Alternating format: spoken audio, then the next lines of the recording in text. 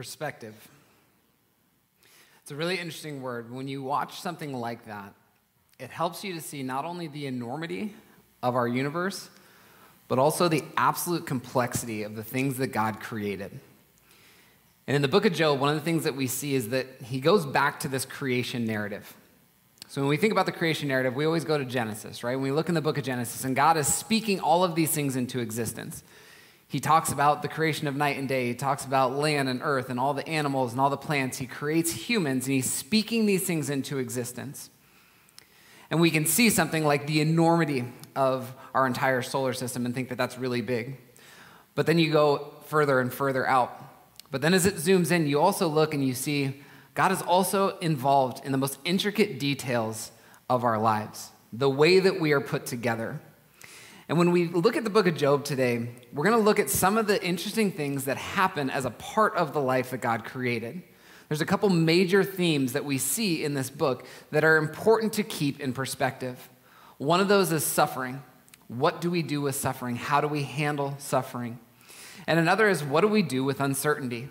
There's a lot of things in this life that are way beyond our perspective. They're beyond our scope of experience. So what do we do when we don't understand? And so that's what I want to try and approach here today in the book of Job. But before I do that, I want to pray. So would you guys pray with me? Jesus, I thank you for not only how big you are, that we can look at things like mountains and oceans and just recognize the enormity and the beauty of those things, but that we can also look at and think about our bodies, the way that they are held together, the way that they're put together, God, that the number of things that have to operate in order for us to function on a day-to-day basis is truly staggering. But God, you hold all of those details in your mind and in your hand. And in the midst of our suffering, in the midst of our struggles, God, I pray that you would help us to keep perspective. Help us to see that you are bigger than we are, but you are also involved in the details. Lord, this morning as we open up the book of Job, this is going to challenge a lot of people. All of us have to deal with suffering to different degrees. And so I pray that you would open our hearts and that you would open our minds for what you have to say to us. God, help me to be a conduit and help me to get out of your way to teach the things that you want to teach here this morning. I ask this in your son's name. And all your people said. So the book of Job is a really interesting book. The reason that I say that is multifaceted because it's not set in any certain time period in the Bible. So as we've been going through the whole story, we've been talking about the beginning, right? We started in Genesis and we had the creation, and then we went through the Pentateuch, these first 5 books, and we looked at the kings and the judges, and we are following kind of this narrative path of the people of Israel. But the book of Job doesn't follow that. So it's set outside time where there's some people who have it in the time of the patriarchs in Genesis 12, and there's others who have it after the exile of the people of Israel. And so there's this huge span of when people think that this happens. But it isn't really important in the time frame that it falls in, because Job is not an Israelite. He is not a part of the people, but he is a person who existed, who these things happened to. So Ezekiel and James both mention Job. They talk about the good things that happen, the things that we can learn from Job. So I truly believe that he was a person, that these things did actually happen, but we don't have a time frame for it. One of the other strange things in the book is that it poses some questions within the book that don't really seem to get resolved. There's times when you're watching a movie and you kind of have this story arc, right, where the problem is presented and the rest of the movie is spent trying to figure out how do we solve this problem. Well, in Job, we don't really get that.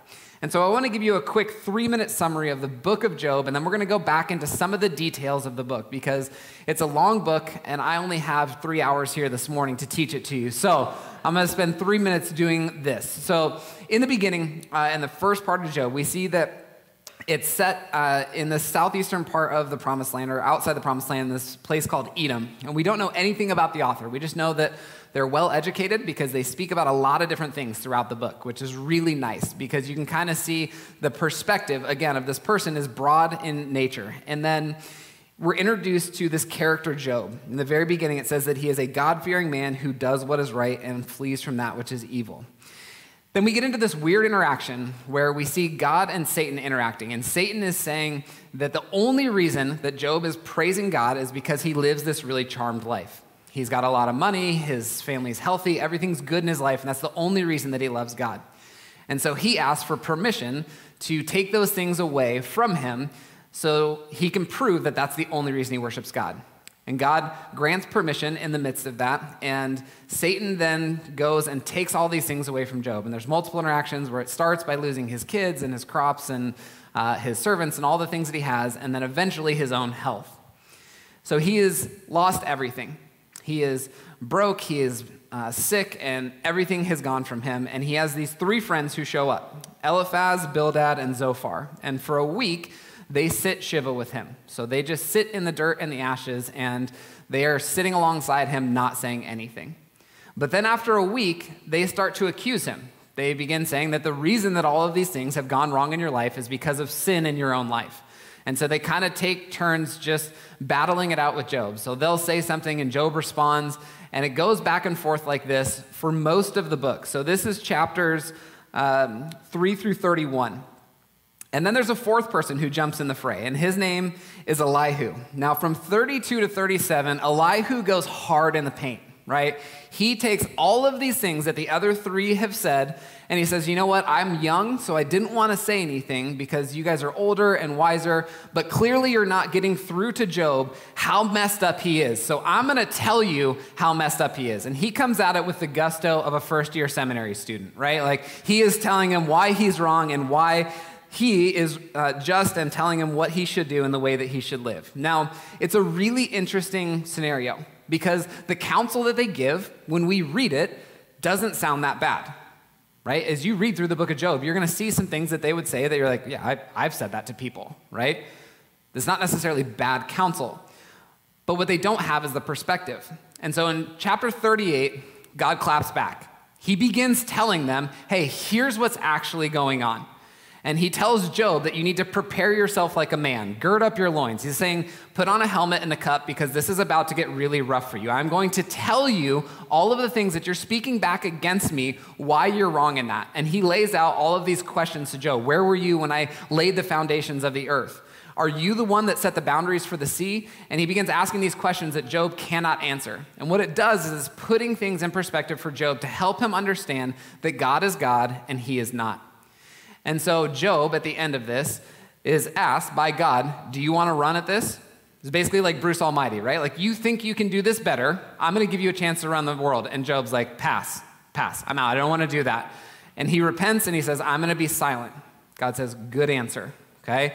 And then he corrects the friends. He restores everything that Job has twofold. So everything that he lost in the beginning, he is restored twofold other than his children. So he had 10 children. He lost them. He is given 10 children at the end. But one of the things that I love about the symmetry of this book is that in the renewed kingdom, Job is going to have 20 children. That double blessing is going to come full circle there. So that's the book of Job in a nutshell. Now, when we get to the beginning of the book, I want to start here right in the very beginning. Chapter 1, verse 1. It says this: there was a man in the land of Uz whose name was Job, and that man was blameless and upright, one who feared God and turned away from evil.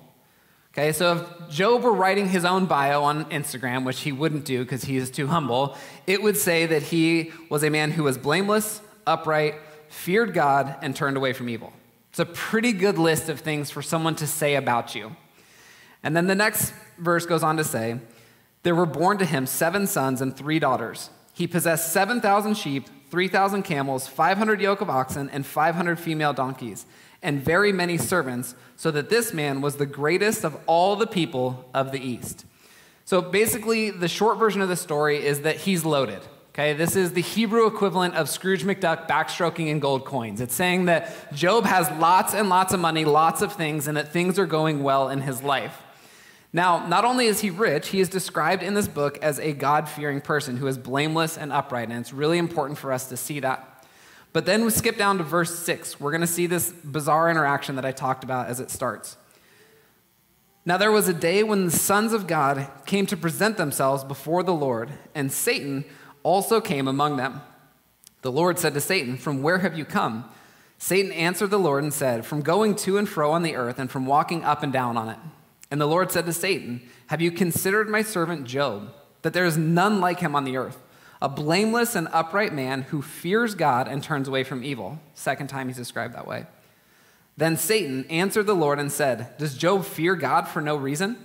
Have you not put a hedge around him and his house and all that he has on every side? You have blessed the work of his hands and his possessions and have increased in the land. But stretch out your hand and touch all that he has, and he will curse you to your face. And the Lord said to Satan, behold, all that he has is in your hand. Only against him do not stretch out your hand. So Satan went out from the presence of the Lord.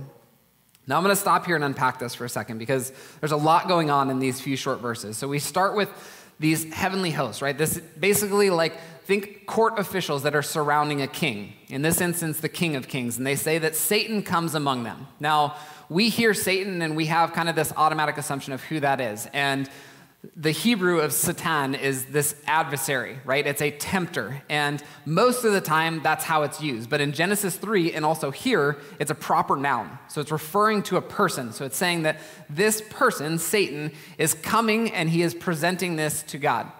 Now, God takes this as a challenge and basically says, everything that he has, you can touch.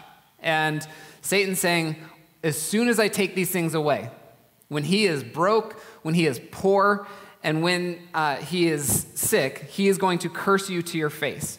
Now, interestingly in here, God takes this as a challenge, allows him to do these things to see if he is actually correct. Now, this isn't to say that God doesn't know. It's to say that God does know, and he is going to prove to Satan that what he is saying is not true. But what I want you to recognize right from the jump here is that Satan has to ask for permission. Right? It is only by God's permission that he has granted this. His power has limits, and they are limited by God. Now, Satan carries out the scheme.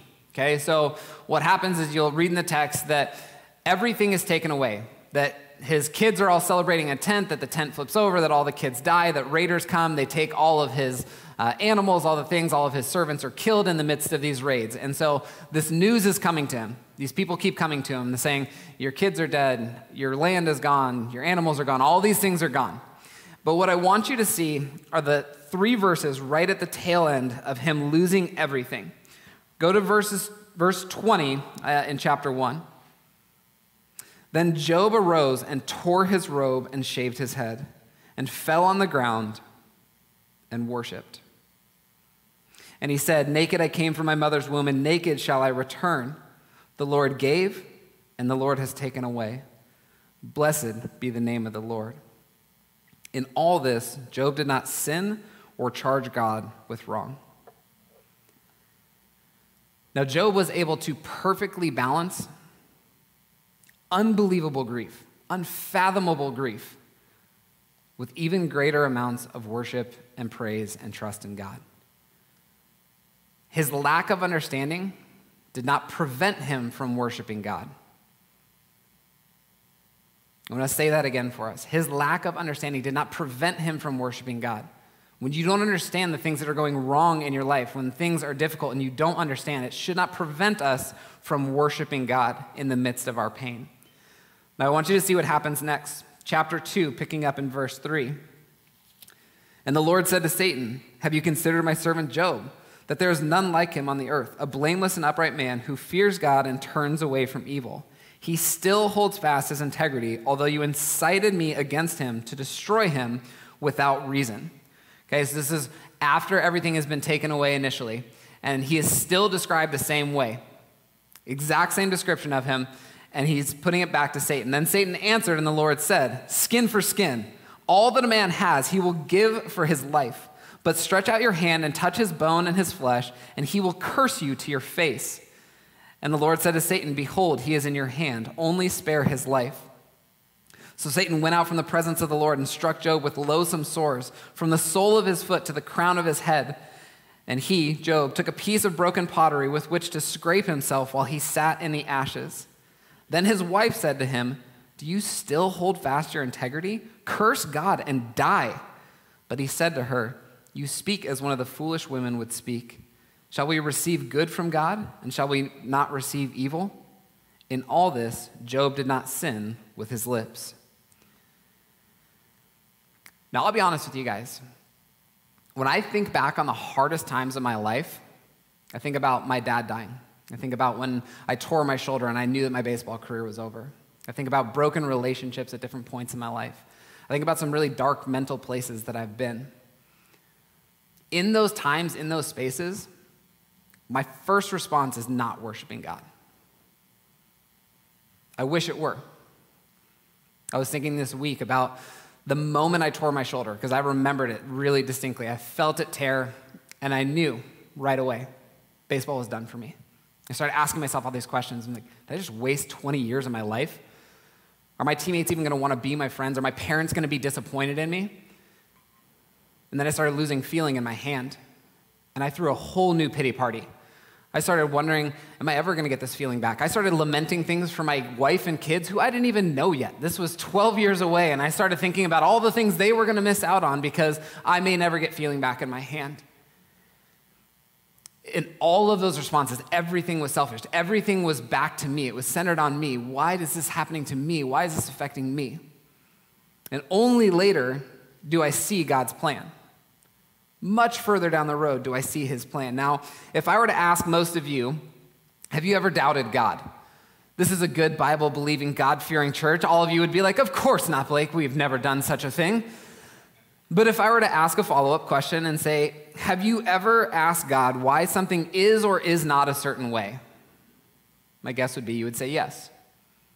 Jason talked about Habakkuk last week, right? In Habakkuk, he's asking God, how long, O Lord? He looks around at the brokenness and the evil and all the horrible things that are happening in the world. And he's like, God, how long? I've been there. Anytime I see a school shooting, I see an act of terrorism, I see child slavery, I see prostitution, I see the brokenness of our world, I ask those questions. God, how long? How long are people going to have to suffer before you come back and make things right? This is the reality for us, is that we ask questions, and specifically when we get to the book of Job, the question that we ask is, why do bad things happen to good people? Now, R.C. Sproul Jr. is a theologian. He is quoted as saying, when asked that question, why do bad things happen to good people? Well, that only happened once, and he volunteered. Right? The point that he's trying to make is that there's only one person who could truly claim to be good, and that was Jesus. Now, the book of Job is going to come in conflict with that in some ways, right? So what he's saying is true and theologically accurate, but what we see in the book of Job is that Job, while not sinless, is a righteous person. The way he's described 3 separate times that he is upright, that he does the things that God command, and yet he still struggles with this. So what it's trying to help us see is that it's not because of Job's sin that these things are happening. And that's what we have to wrestle with in the midst of this. And it's also important to note that when we think about this, so you think about your own life, right? And you think, I'm a pretty good person. Why are these bad things happening to me? There are such more terrible people that these things should be happening to. Well, our tendency is always to compare down, right?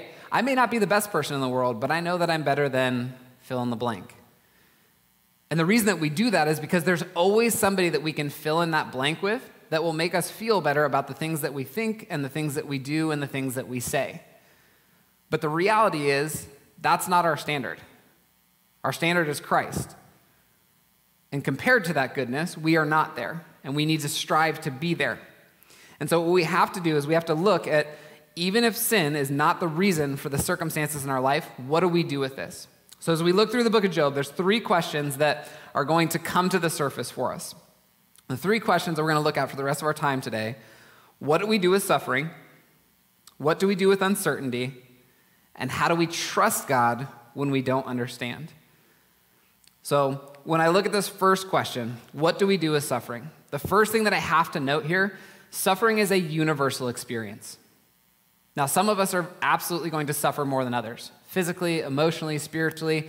But every single one of us is going to struggle on all of those levels at some point during our lives. Suffering is going to come. It is a result of living in a broken, fallen world, and we're going to have that. Now, while some people are going to experience it differently, there's 2 things that almost all of us do in some way, shape, or form, and they show up in this book. The 2 big mistakes we make when it comes to handling suffering. The first is that we accuse God. But the problem is we accuse God when we have a limited perspective. We're going to go back to perspective a lot in case you haven't noticed. The second thing that we do is we try to simplify God. We think that we can boil God down to an equation. My good deeds plus God's love and justice equals a blessed life. If I do the right things, God is loving and kind, and everything is going to work out for me. And as many of you have probably figured out, that's not the case. One of the interesting things for us is that when we think of living a blessed life, we look at what the American world says is a blessed life. I would challenge you to go to Matthew chapter 5 and look at the Beatitudes and see what Jesus says it means to be blessed. It is not the same as the American dream. So I'm going to offer you a couple things that I see as we think through suffering. What do we do with suffering? The first thing that I want to tell you to do in the midst of your suffering is to keep the end in mind. When I say keep the end in mind, one of the biggest benefits that we have as believers in Jesus is that we have the whole story, right? We can read the end of the book. We can look in Revelation. We know what happens in the end. Satan is defeated. Christ reigns. He is going to prepare a place for us. He is going to bring us back to that place. He tells us in Revelation 21 what's going to happen in that place. That every tear will be wiped away. Death will be no more. We will have no more pain. We can look at the end and we can say, okay, I know the end of the story. No matter what happens, that's going to be the outcome of what happens in this story. And I don't have to worry about that.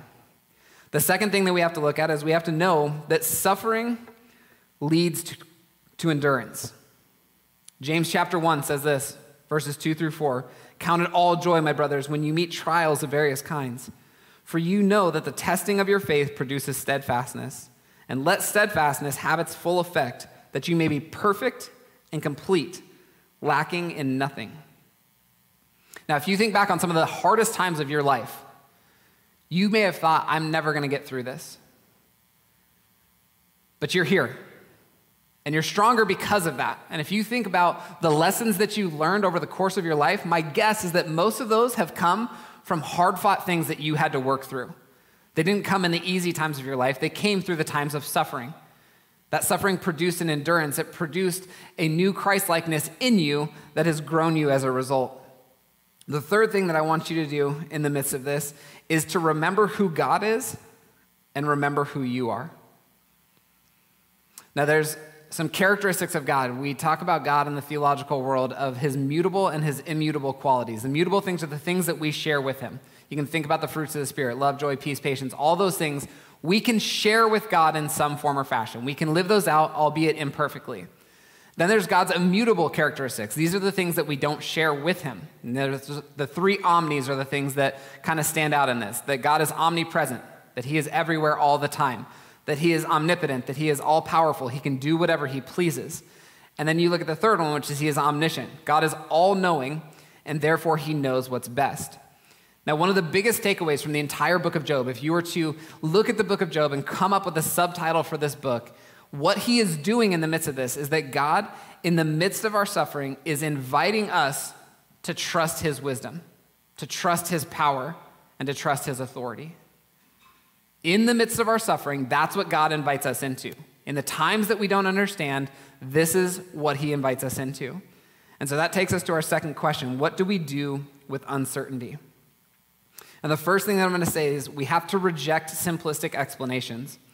This is what happens in the book of Job. Job's three friends were coming at his problems from the best that ancient Near Eastern wisdom had to offer, right? So the area of the world that they're in, the best counsel that they could give is what his friends give. So Eliphaz, the first one that comes at him, is coming from this at a place of divine justice. I want you to look at chapter 4, verses 7 through 9.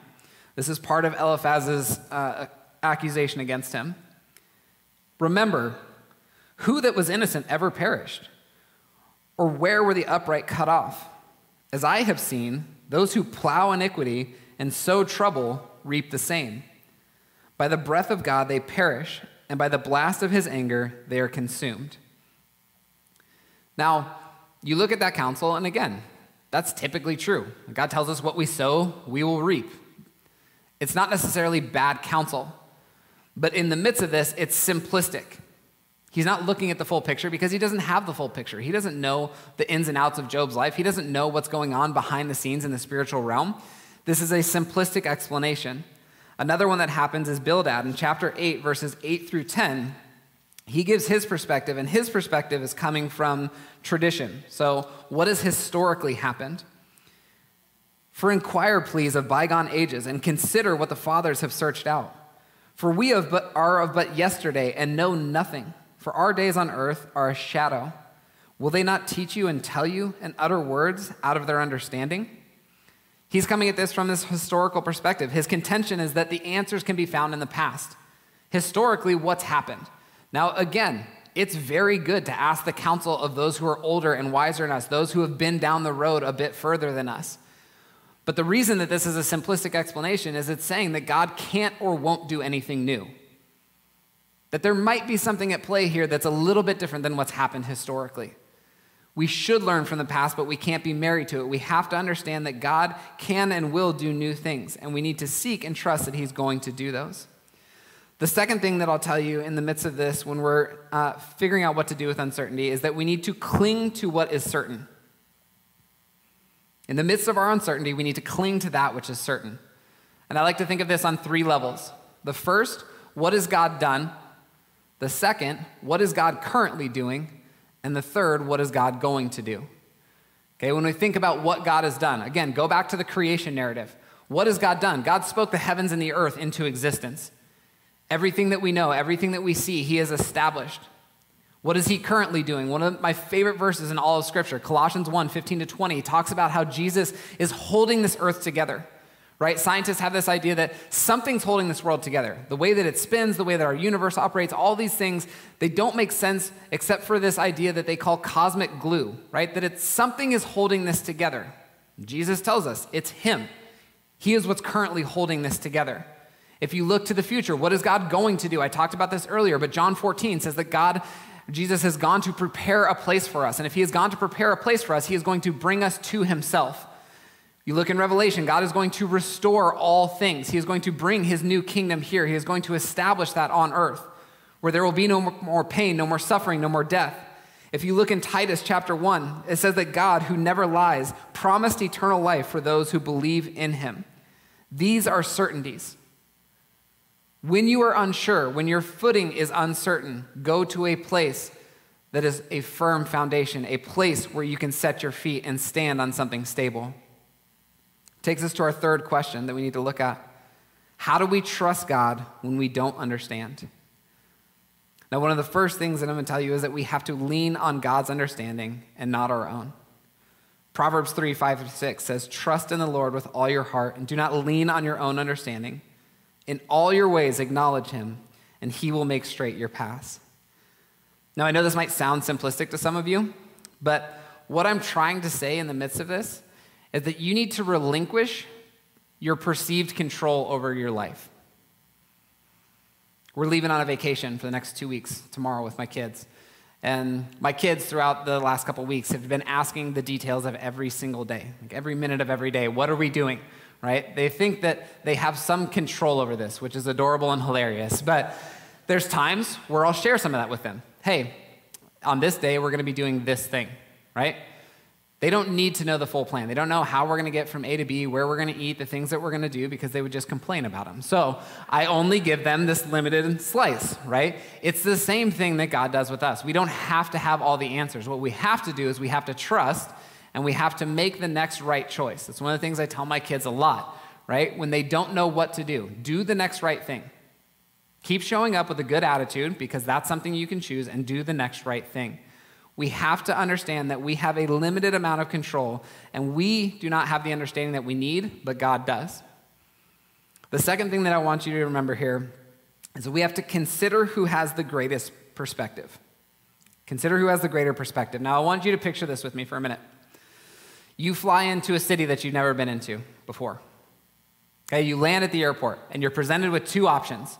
The first option is that you can have a professional driver who's lived in the city for their entire life. They know all the places.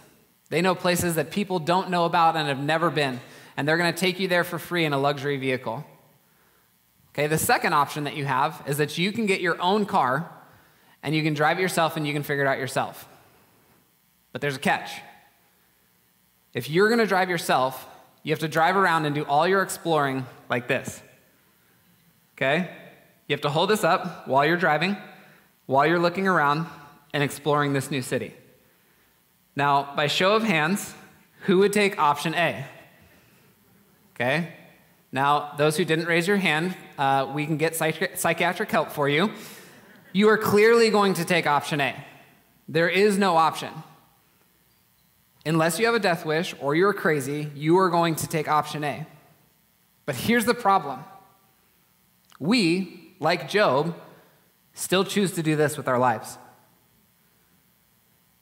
With our limited understanding, with our limited perspective, we accuse God of not knowing what's best for our lives, of not trusting God with our lives, with our plans, with the things that we have, with the things that we want to do. Let us not mistake God's silence in our times of suffering for indifference or an inability to act. Our perspective of time, our perspective of our situation, our perspective of suffering is so limited to what God sees, to what God knows, to what God's capable of. Now, the book of Job, again, is an invitation to trust God's wisdom in the midst of our pain, in the midst of our uncertainty, in the midst of our understanding. Now, some of you are in the throes of it right now. You're experiencing really difficult things. You are suffering. You're feeling this on a visceral level right now. Some of you may have just come through this. Some of you might have this on the horizon, and you know it's coming. Every single one of us is going to experience this at one point or another.